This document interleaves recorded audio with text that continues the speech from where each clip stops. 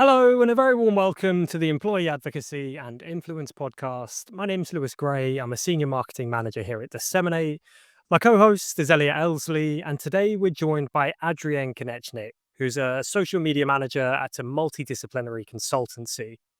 We cover three big themes in this episode. The first is helping employees feel confident when posting on social media. So, really, that's the foundation for a great employee advocacy program. We also covered how to prove the value of employee advocacy to leadership. And then lastly, encouraging originality so that it doesn't all feel cookie cutter. So, Adrienne shares some great practical insights that I think you'll take a lot from. And just a quick reminder before we get started, we recently released the world's biggest employee advocacy study. And that's not just a name that we've pulled out of thin air. It quite literally is. We analyzed 500,000 LinkedIn posts and uncovered what really works when it comes to employee advocacy, from the best days to post to why even the smallest tweaks to company provided captions can triple engagement. The link to grab a copy is in the show notes, but without further ado, let's get into the chat with Adrienne.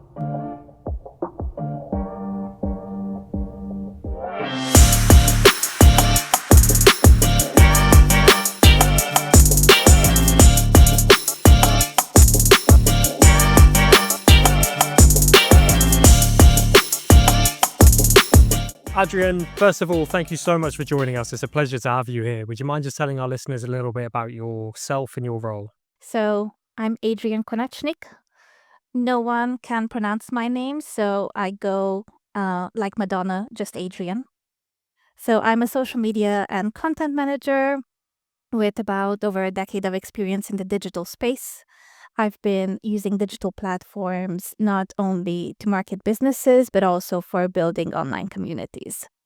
And in my experience, all businesses tend to benefit from that because I strongly believe that social media is not about broadcasting messages, it is about building relationships. And just as a short background, I started my career as a freelancer, and then I moved into in-house work.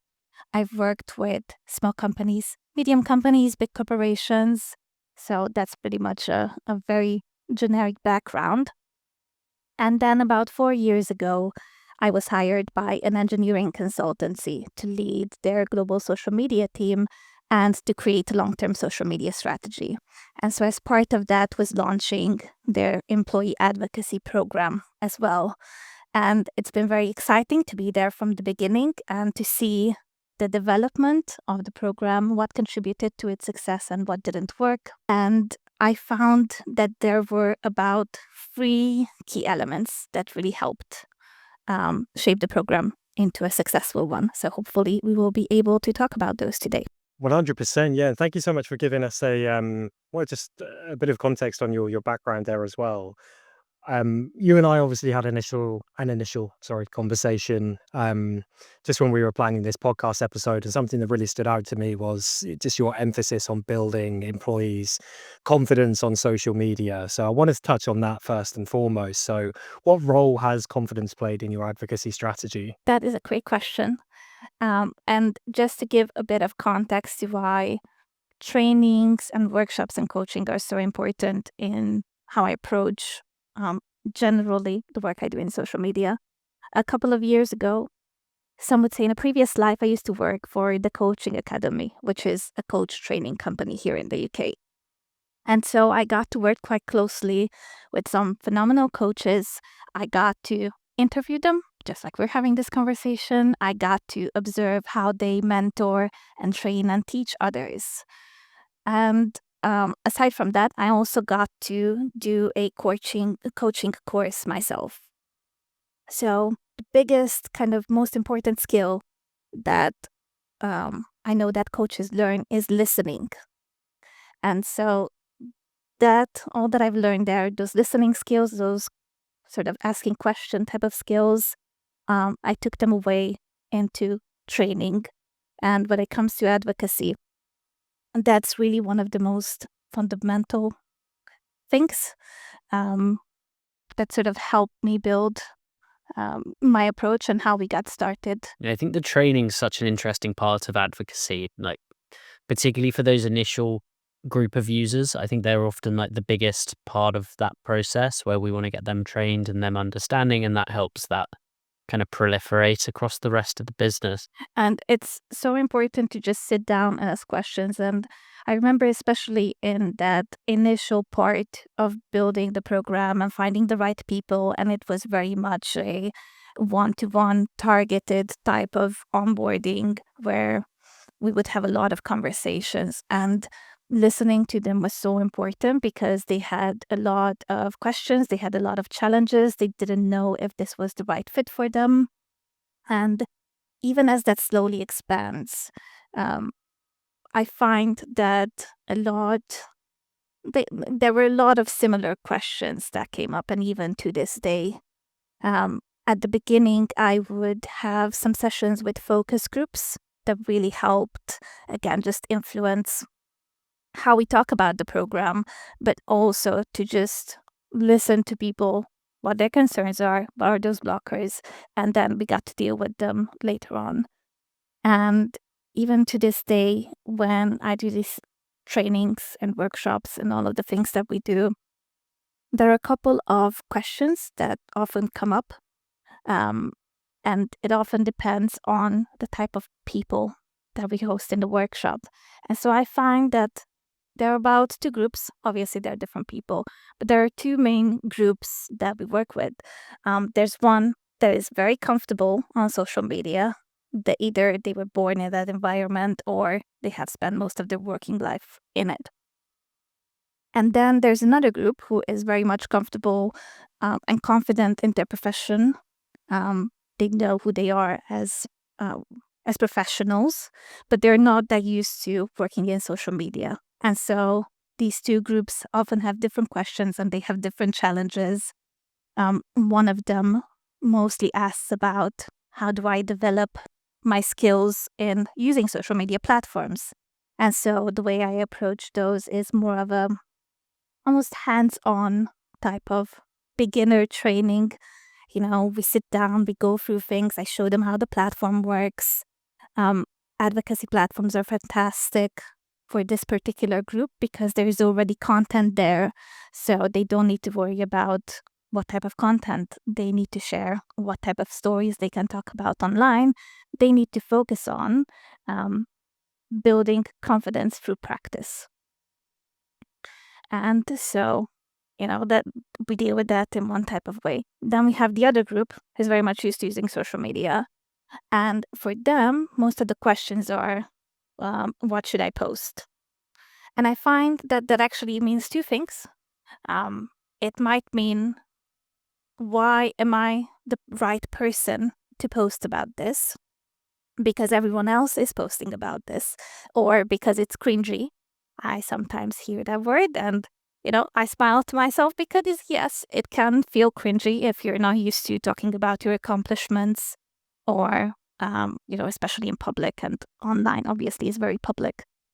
And so it's about answering that question and building that type of confidence for them and just reiterating that, okay, there are 100 people who worked on that product or that project, or they do the work that you do, but you have your own experience. You have, only you have the perspective that you have. So just start sharing it bit by bit, right? And then building out that confidence that way. And sometimes that question means, what should I post? It means that they're not sure whether they are allowed legally to talk about something or not. And so they need to just make sure that they are allowed to publish that story or to publish that photo or talk about whatever they want to talk about. And then we go into the rules and the do's and don'ts. And it's very much about, okay, this is the exact list that you need to do. These are the people that you need to talk to make sure that you can publish this story or not. And then we get to help them that way. I think it's such an interesting way of approaching it as well, and just splitting it out almost into those two simple groups of like it's sort of form and function is the way I sometimes look at it, where, to your point, we always call them non-digital natives is the nice polite term we try to use for that particular crowd. And you're so right about they know what to say, they know what they should be talking about. They're the sort of people often that do keynote talks and can talk in big conference rooms and all sorts of different things from that perspective. But just the physical act of log into your LinkedIn, press the start a post button, write the post, press post, they need to go through that functional aspect of it to be able to understand, oh, this is repeatable for me. I understand how to do this. Whereas, we take for granted, like myself and Lewis, we grew up in the social media age from that perspective, that side of things is easy. That's a non-thought for us. But knowing what to write, whether I'm allowed to write it, will I get told off for doing this, having the confidence, as you say, to actually post that stuff online is such a difference maker between those two groups. I'm interested from a perspective of training. Obviously, the business you work at, it's not small by any means. Scaling that training exercise, how has that worked for you kind of in the business at the moment? I know that's often one of the challenges a lot of people run into at larger businesses, doing kind of more one-to-one focused training. Does it scale out for the business, or are you a lot more selective in the kind of groups of people that you onboard? That's a great question. And I think because of the format that I tend to follow a very, very basic format of let's talk about optimizing your profile, let's talk about networking, and then let's talk about content. So these 3 steps. And these 3 things can be scaled down and then scaled up depending on who you are talking to and what kind of group you are working with. But both of them, you can pretty much scale up as much as you want and as much as the system allows you. Obviously, the questions that you get to answer towards the end, you can't answer 20 questions unless you have, that much time dedicated to it. But what I also find helpful is just, again, picking up those questions that are common. And if I'm doing it online, again, that kind of community management mindset coming in is just someone helping me follow the questions, and then they can answer it. And some of the things that I'm not answering, then another team member can then pick up, follow up with, and do it. So I think that's a good way of thinking about it. The numbers don't matter. The audience matters and what's important to that audience. I often find it also a good question to just ask to gauge their skill level on social media. And again, I do focus on confidence. So I ask them how confident they are or how comfortable they are using social media instead of their skill, because they're probably not the best at gauging that.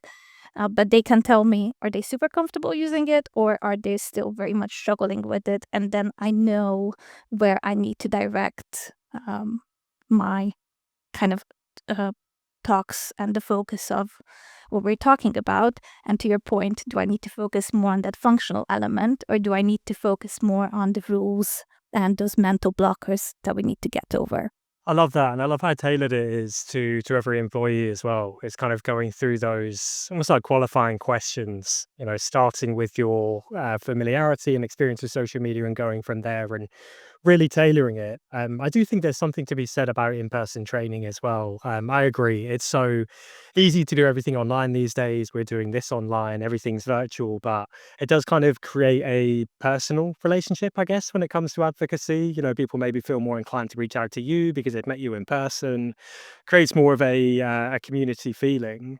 But that's something that, again, was touched on in the initial conversation, was just building a community and a movement around employee advocacy. So for the sake of, obviously, you and I have discussed this, but for our listeners' sake, how is your program structured today in terms of community and communication? One of the kind of key things that I did when I started and we approached this advocacy program was I looked at my team and looked where those resources are going. And the moment I had 2 people within the team, then I split the responsibilities. And I had someone who focused on organic social media, and they were absolutely fantastic on it. And then I had someone focusing full-time on advocacy, and they were our community manager. And they were, again, absolutely fantastic at it.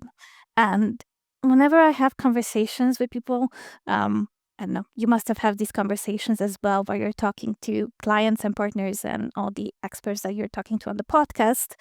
There are certain questions that people ask, and one of these is the common one of why do we have a community manager? And when I get to talking about advocacy with them, they usually have negative experiences. They usually have a background of, oh, advocacy didn't work out at the previous company I worked for or at another company that I worked at. And I think this is a key difference that we implemented from the start, is making sure there is someone fully responsible for the platform, to talking to people, to being the face of the program, someone that they can just come to and ask questions that they know, so that they don't feel like they're just talking to, a random email address that says social media at whatever company.com. And so that made such a big difference. And the other part is they were also excited about shaping a program like this. They were very much into the topic. They researched all the things about, what are the best tactics to grow an engaged community? What is the best content that works online? All of these things kind of really work together. And so having that person responsible for it made it easy to manage the community. Some of the things that really worked, and I've seen, again, just working for this particular project, newsletters. And I don't mean the automated type of newsletters. They also have kind of their space and their role. But I mean specific newsletters for the community, where we keep them up to date with how many posts were shared this month, how many clicks did we all get together, who are the top advocates, what are the most impressive stories, and what are the things that you can just go and share right now. And sort of the content of those newsletters changed in these past few years, but the format stayed the same, that we have 2 newsletters, middle of the month and then end of the month, wrapping everything up. And I think that really made a difference. And one of the reasons was that it's just a little touch point in people's inbox. It's not, it's very much informal. It's very much the most social kind of emoji-filled newsletters that this type of risk-averse, logical community will ever receive in their inbox. But it's just meant to be a little touch point that is a reminder. That is all it is, a reminder that you are on the advocacy platform and you can go back and use it right now. Because when we look at the people who make out the best advocates, they're not marketers, probably, unless they're working at a specific company. But for most of us, it will be people who are not marketers, who don't think about advocacy all the time like we do. We're about marketing or social media. So they just need a bit of reminder here and there to just go on that platform and be active. And sometimes it's just reminding people that it fundamentally exists, right? We always kind of laugh about this internally, but it's actually a sort of relatively formal process. We don't launch any of our new clients pretty much in December. Unless they can launch really quickly at the beginning of December, we just won't launch anybody. And it's just because that holiday period occurs. Everybody drinks far too much eggnog and whatever else and is on holiday for two weeks. And then they come back and they go, no idea what that thing was. Can't remember how to log into it. Don't know what we were talking about. I've slept for, 2 weeks since then. And it's that simple principle of just, hey, just remind us that this thing exists. Hey, there's reasons to log into this beyond I'm asking you to share something. There's stats to go and check. There's information out there. It makes a huge difference to your users. And I think sometimes, just to your point around this is a community management exercise as well. There is huge marketing benefit and value that comes from a tool like this. But the community side of things, that's what gives you that marketing benefit. And without the community actually using it, you're going to really, really struggle. I'm interested just from an ownership perspective and whether you've experienced this. In my experience, when ownership is really kind of publicized, because I think it's a really powerful thing to do. I think it's great when there's a face to an advocacy program within a business. Have you experienced it tends to kind of pull other stakeholders out of the woodwork? I tend to see other people are much more inclined to be involved, have a use case when they know who it is that they should be kind of talking to. Yes, absolutely. And because it's been kind of a couple of years now, well, 4 years really, our community manager gets random messages every day. They get stopped in the office just to be asked a very random question about social media. So it absolutely works, and it makes a world of difference because it also gives people just the security that they can talk to a human person. And I think that is quite invaluable. Yeah, I think it's really powerful at big businesses. I'm not gonna name names here, but there's some admin users across our client base over the years that I'm sure they do fantastic other work as well, but like promotions that they've gained because they're, particularly very visible within the business as well. It's a really interesting role within a business. Particularly if you're new, if you're starting your career, you become very centralized and you get quite a lot of access to a lot of different areas of a business, which in itself is a huge benefit to a lot of people. There's not many roles where you get to dive into and you can be talking to senior leadership teams one week and the head of sales and marketing the next week to kind of understand strategy. It's a powerful exercise to become very centralized in a business.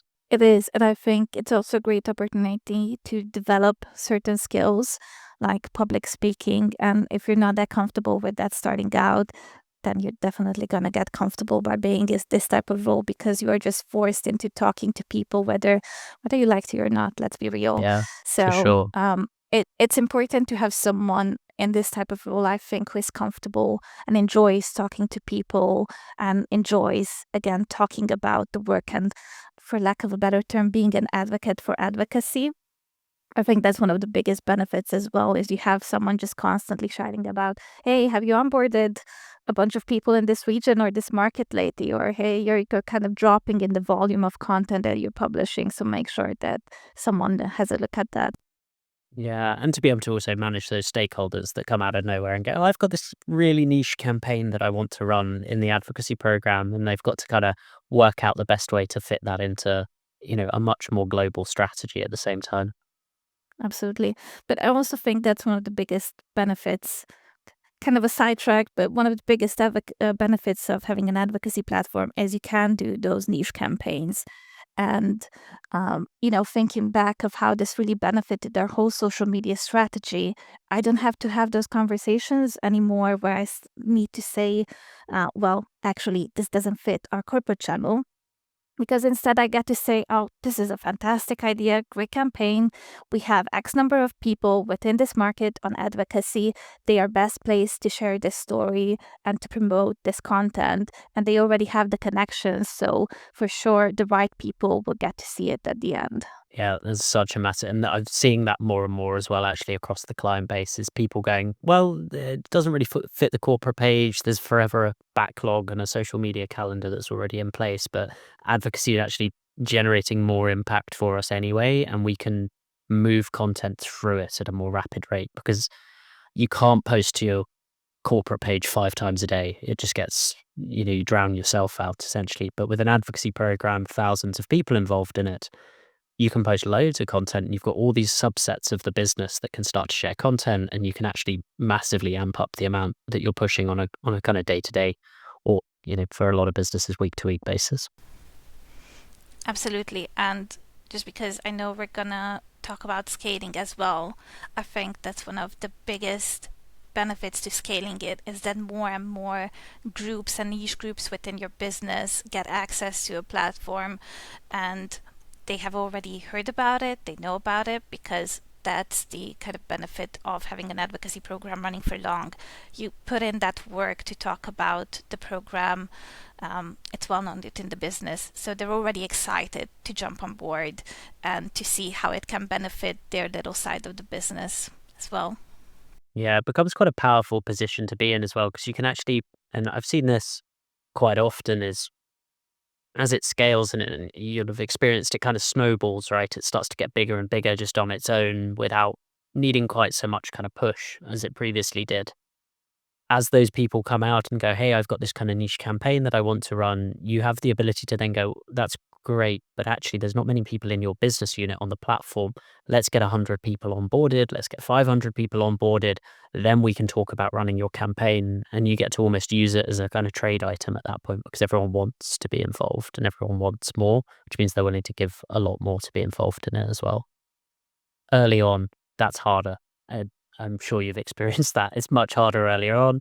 You're trying to, you're often working your way through stakeholders, trying to onboard them more than anything else and say, hey, this is going to be really beneficial once we get the scale, once we get people going. So it is an uphill battle sometimes in the beginning. It is. But that's what I found really exciting about being in this phase of scaling a program. And I'm sure many people who are listening and maybe thinking about moving from a few hundred to maybe 1,000 or a few thousand, they will get questions around, oh, this sounds risky. Like, you put in so much effort to get just 200 people or just 500 people. How will you get 5,000 people onboarded? But I think that's really when people can come out of the woodworks, as you say. Even a few hundred, when you start specifically looking at, okay, how many people do we have in a specific market, or how many people do we have in a specific geographical locations, and actually we have 500 seats generally speaking, but we need to be able to assign a specific number to each region or market, or however you're breaking down your program, and you end up with 50 people in the US or 50 people in Australia, and that is just such a small number. And so it just makes a lot of sense to open it up, scale it, and democratize it a bit. I think it just makes things a lot more easier for all stakeholders involved.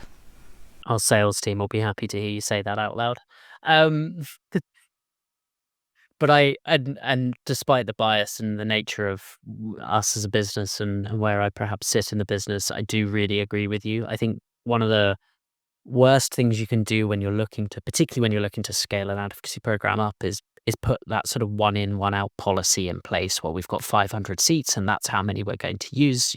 Open the taps up, let people on board. It's okay to go up and down with your seat numbers with, whatever supplier you might be working with, but shoot for the moon. I think it's such a shame when people don't invite 1,000 people when they've got the option to be able to. And to your point, often it is risk, right? I don't want that. Feels risky. It feels dangerous to invite 500 people to something. But if you've done it, you've got it onboarded, you've got 100 people, you've done all the heavy lifting, in my opinion. It's much simpler to start onboarding a larger scale. However, it was important for them to sell the idea to themselves, and to, when they saw a question, why would you be a great advocate? They had to think about it. Okay, this will benefit me because so and so, and similarly in parallel, it will benefit the business because I know I'm connected to clients, so I have a great network of professionals or whatever it may be. And so I do think that getting people excited is kind of just the way to go between all of your stakeholders. Like, do you have a group of people who don't want to go on advocacy? That's fine. That's absolutely fine. They will hear about the success of other teams and other campaigns after they have decided not to really make full use of the platform. And so, again, when I'm thinking of that scaling period, I find it just not easy, because it's never easy, but it is a lot easier than people think it is. And I think it's an easier barrier to break than people would think, based on previous behaviors and the previous way they were onboarding as well. Just while we're on the subject of scaling, Adrienne, how are you balancing global and regional needs? And obviously, it's such a large organization.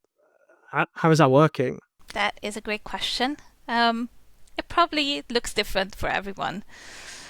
I think having a community manager really covers that global element. And so you already have someone there kind of supporting all parts of the business, no matter the location, no matter the market. And that really helps feel everyone involved. I think the kind of key part is the content creation. So that's when you really get into, okay, what is global content, what is regional content, and how do you best support each team? Yeah, I think that's such a natural challenge and kind of joy in the whole thing when you've got, and different businesses break down in so many different ways, right? And where global element of a business. For some, it's regional based and language based content, and localization becomes really, really important. For others, it's business units and verticals. For others, it's departmental values that kind of come into all of these things. Just being able to talk through those items with each of those teams. I also find, and perhaps interested if you do, trying to find metrics that can speak to all of them is really helpful, but also something that you can kind of compare them all against each other with. You mentioned about like the newsletters that you send out. Some of our really successful but larger clients that we work with do the same thing, but to those kind of regional or like business unit leads as well, to go, here's your segment of the advocacy program. Here's how it's performing against everybody else's segment, which has been a really nice way to kind of drive people to go, actually, we're the sales team. We should be doing a lot better than this. We've got a lot more employees like across the business. We should be scaling this up because currently HR and talent attraction have got more people and are sharing more content than us. And sometimes just those comparisons can be really helpful as well at a high level. And it's interesting that you say that, because I do find that competition can can be a good driver, and they can boost a bit the onboarding and whatever activities teams are planning. What I noticed is they do get the update, and that's one of the biggest values that a global team, I think, can bring versus the regional teams. Is often the global teams will look at all the data. So, again, just looking at the social media strategy, I don't look at advocacy in just a siloed way. I look at what we're doing on organic. I look at what we're doing on the website. How do our campaigns link together? What does that funnel look like? All of these things, and then I can feed back that information within context. As a global team, we can feed that data back. We can give them context into, okay, you're launching this campaign, but you barely have any people within that market on advocacy. So you have to onboard a specific team in order to make it as successful as possible. You can look at the wider net and everything and start to compare apples and oranges essentially with one another whilst we're running these campaigns. And I've seen this time and time again, team leaders, subset leaders essentially they're focused very much on their campaign, or the one that always tends to come up is their event. Events are always a very heavy driven one where people really care about their event. Event finishes and then they go quiet for a little while. And I think when you can look at the kind of ups and downs of all of this and understand, well, that drove lots of activity for us, but then that finished and you've got an idea of what's going on. Do you try and encourage people to keep that consistency and not kind of focus on one campaign at a time and try and keep the larger community alive as well? I think that's where these two types of teams can really work well together, global teams and regional teams together, because when it comes to campaign events, I notice the same. It tends to be very important for specific teams. That's a fantastic opportunity to onboard a bunch of people. So you have an event, 100 people are going to it, fantastic, let's onboard them. And they will do a lot of prep before that event. They will create often a lot of content around it. And that's a great time to just do a bit of training. So even when we're onboarding people, we go through the same framework of doing a basic social media training. It just ends with, instead of here's what you can post generally, it's you will have content here in the advocacy platform and this is what you can expect to receive on a weekly basis. And once that's done, those people are still there on the platform. So if they actually used it and they are interested in it, often they will stick around and they will become just fantastic users that you didn't have to spend a lot of time trying to convince to come on board, because they have already been brought in with that group for the event. And for the next time, you don't need to onboard them anymore. So again, just, that just helps scaling things generally. To be honest with you, Adrienne, I've got about 20 other questions that I could ask you here, because you've given us so many actionable takeaways here. Unfortunately, I think I'll have to send a few of them over email, because otherwise we might end up speaking for 2 to 3 hours. But the one that I'll ask for the listeners' sake, because this is one that always comes up for us, is how do you measure success from employee advocacy? But there's a great question, and I will go back to that global versus regional thing. I think as the global team, we need to look at that community involvement, and that's what our success metrics will measure essentially. How many people have we onboarded and have they stuck around, or did we lose half of them within 3 or 4 months? Right, so looking at that. And the second one is clicks. So we look at, is the content that is being shared actually getting the clicks on the other end, or are people just sharing random stuff and it doesn't get looked at and it doesn't get seen, because that is not helpful to anyone. So we're looking at those two metrics. And then when it comes to our regional teams, it's usually looking at general campaign performance, to be fair. So again, it's linked in with content, and it's linked in with how many impressions a campaign or a content series got. Again, did they get the clicks? Did they get that engagement through the advocacy content? And then comparing it to the social channels as well, so we don't do that in silo. But those are, I would say, the two biggest ones, is measuring how successful and engaged your own community is through, are they staying actually? And also measuring the success of the content being shared through clicks.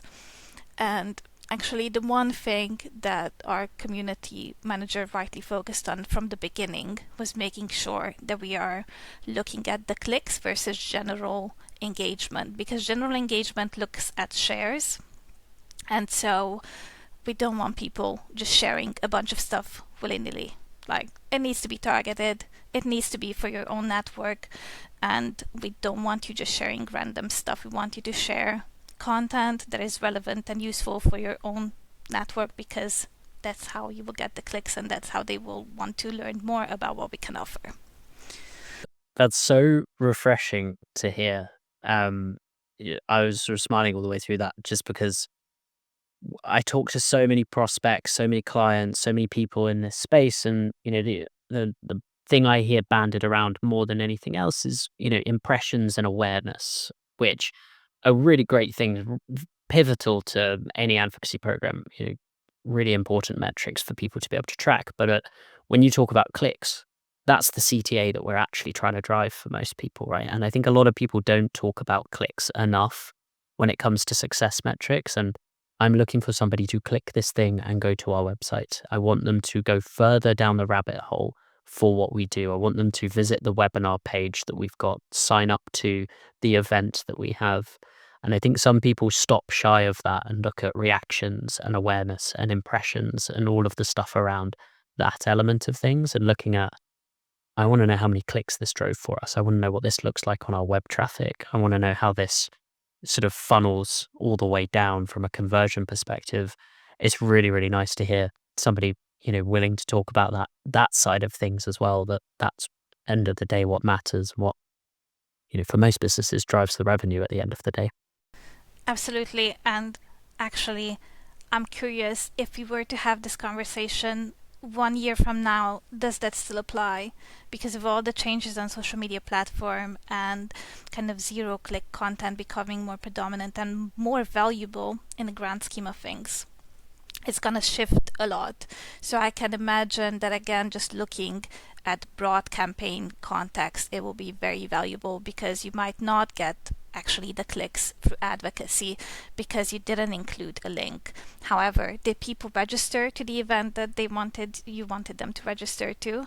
And where did they come from? And when you talk to them at a stand or at a conference or wherever, will they be saying to you, oh, I saw the video that you posted on LinkedIn the other day, I really found it useful? Or, will they not say anything to you because they never saw what you were doing online because you don't have an advocacy program? It's fantastic. Yeah, I think it's I'd say that just goes to validate the need for quantitative data when it comes to employee advocacy as well, and getting feedback and using that as a measure of success. Adrienne, again, that all absolutely fantastic stuff, and I really love the emphasis on community as well. It's something that really stood out to me in our initial conversation. It's something that you shared with our listeners today, and again, plenty of actionable takeaways. So, if you're not already, listeners, please do go and follow Adrienne on LinkedIn. And Adrienne, just finally, thank you so much for joining us. It's been amazing. Thank you for having me. It's been wonderful. Thank you. Bye-bye.